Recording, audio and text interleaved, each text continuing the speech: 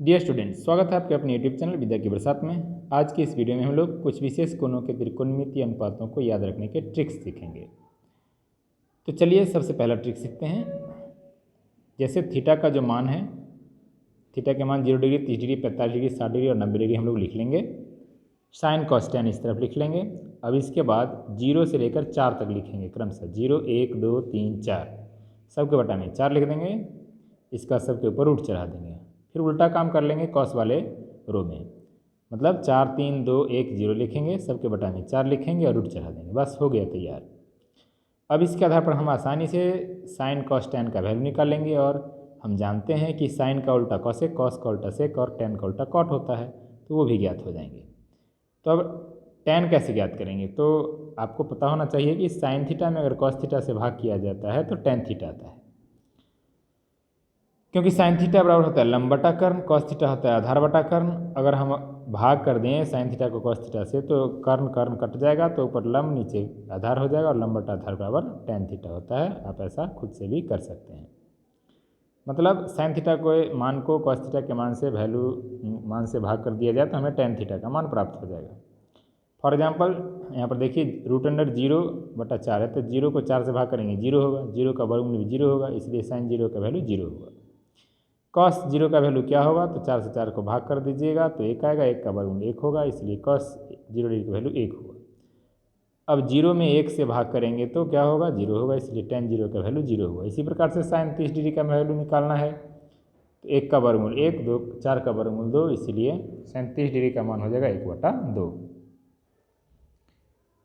√3 हो जाएगा ऊपर में, क्योंकि 3 का पूरा पूरा वर्ग निकलता नहीं है। फिर 4 का वर्गमूल 2 हो जाएगा, इसलिए √3/2 हो जाएगा कॉस 30 डिग्री का मान।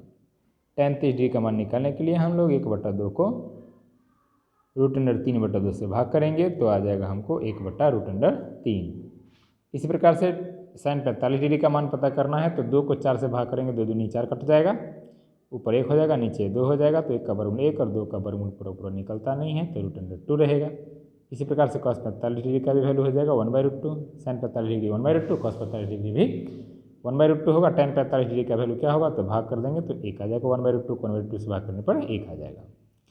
साइन 60 डिग्री का वैल्यू पता करना है तो √3/2, ये हो जाएगा 1/2 और नीचे आप भाग कर देंगे दोनों को तो √3 हो जाएगा टैन 60 डिग्री का वैल्यू।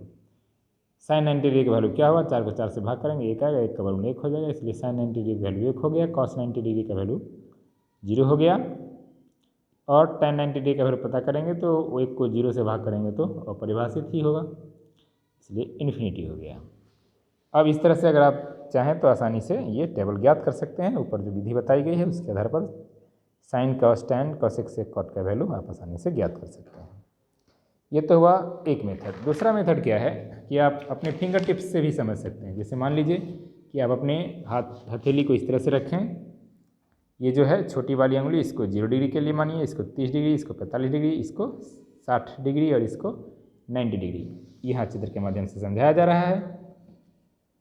अगर आपको इस तरह से लिख लेंगे या मन में भी सोच लेंगे 0, 30, 45, 60, 90, तो साइन थीटा ज्ञात करने के लिए √लोअर फिंगर/2 का प्रयोग करेंगे फॉर्मूला का, और कॉस थीटा के लिए √अपर फिंगर/2।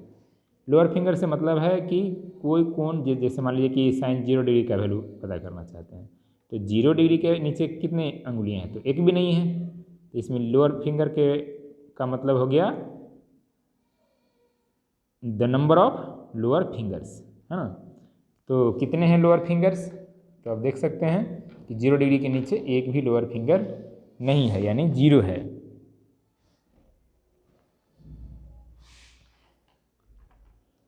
फिंगर्स या फिंगर एक भी हो सकता है, एक से ज़्यादा भी हो सकता है।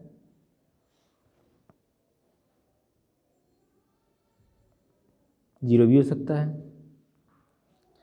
तो आप देख सकते हैं यहाँ पर साइन थीटा साइन 0 डिग्री का पता करने के लिए इसके नीचे कोई भी नहीं है, फिंगर एक भी नहीं है, तो 0 हो गया। 0/2, 0 के वर्गमूल 0, 0/2 0, यानी कि साइन 0 डिग्री का वैल्यू 0 हो गया। वैसे अगर आपको कॉस 0 डिग्री का वैल्यू पता करना है तो आप देख सकते हैं कि इसके लिए अपर फिंगर या फिंगर्स की संख्या निकालेंगे। तो आप देख सकते हैं कि 0 डिग्री के ऊपर कितने उंगलियां हैं? तो 4 हैं, इसलिए ऊपर में लिख देंगे रूट में 4, 4 का वर्गमूल हो जाएगा 2, 2 को भाग देंगे 2 से, 1 आएगा, इसलिए कॉस 0 डिग्री का वैल्यू हो जाएगा 1। 0 1 और साइन कॉस पता है तो टेन पता हो ही जाएगा। देख सकते हैं यहाँ पर करके बताया गया है।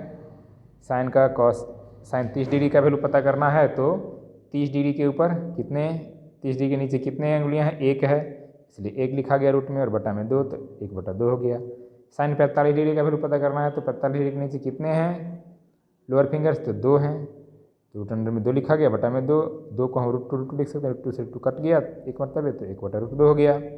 साइन 60 डिग्री का वैल्यू पता करना है तो आप देख सकते हैं साइन 60 डिग्री के नीचे 60 डिग्री के कोण के नीचे कितनी उंगलियां हैं, तो 3 हैं, तो हम लोग इसमें लिख दिए रूट अंडर में 3 बटा में 2, तो 3/2 हो गया। साइन 90 डिग्री का वैल्यू पता करने के लिए तो 90 डिग्री के नीचे कितने हैं, 4 हैं, इसलिए रूट अंडर में 4 और बटा में 2, 4 का वर्ग 2, 2/2 हो गया 1। वैसे ही कॉस का वैल्यू पता करने के लिए आप अगर कॉस 0 का पता करना है तो 0 डिग्री के ऊपर अपर फिंगर्स में देखते हैं 4 हैं, तो 4 का वर्ग 2 हो गया, 2/2 1 हो गया। कॉस 30 डिग्री का वैल्यू पता करना है तो 30 डिग्री के ऊपर कितने हैं, 3 उंगलियां हैं, इसलिए रूट अंडर में 3 बटा में 2 यानी √3/2 हो गया। इस प्रकार cos 45 degree, cos 60 degree, cos 90 degree सबका वैल्यू आप आसानी से पता कर सकते हैं। अब जब आपको साइन कॉस का वैल्यू पता हो जाएगा तो tan का वैल्यू आप आसानी से पता कर सकते हैं, क्योंकि जैसे उदाहरण के लिए tan 30 डिग्री पता करना है तो sine 30 degree by cos 30 degree values को हम भाग करेंगे तो आएगा 1/√3। ये दोनों ट्रिक्स आपके लिए बहुत काम के हैं, इसलिए इनको बार बार अभ्यास कर लें और इससे आप लाभ उठाएं। मिलते हैं फिर नेक्स्ट वीडियो में।